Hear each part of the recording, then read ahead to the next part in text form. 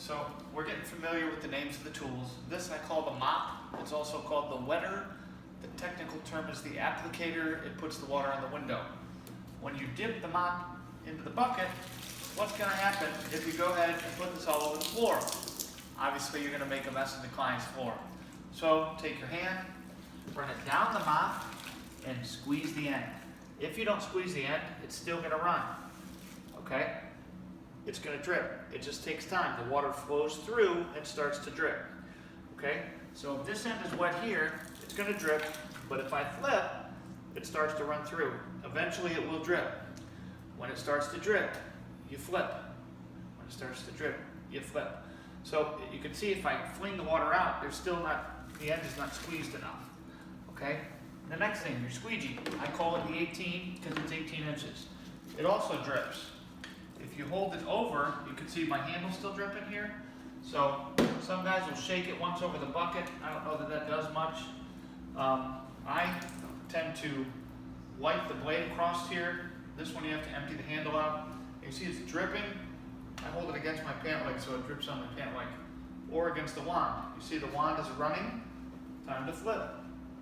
Hold the two together, and now there's no drips on the customer's floor. Okay?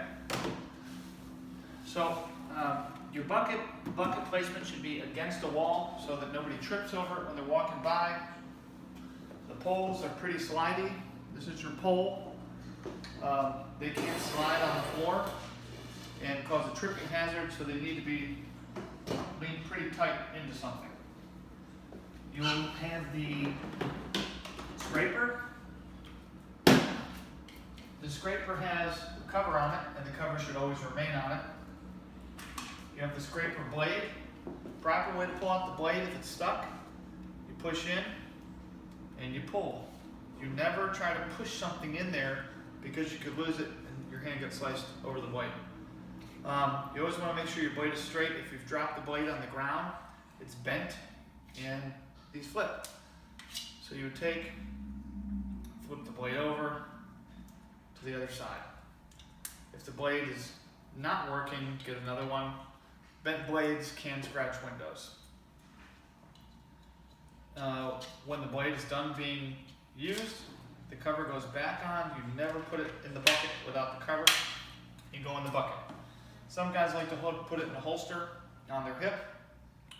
They also make a safety button scraper, which will show you that.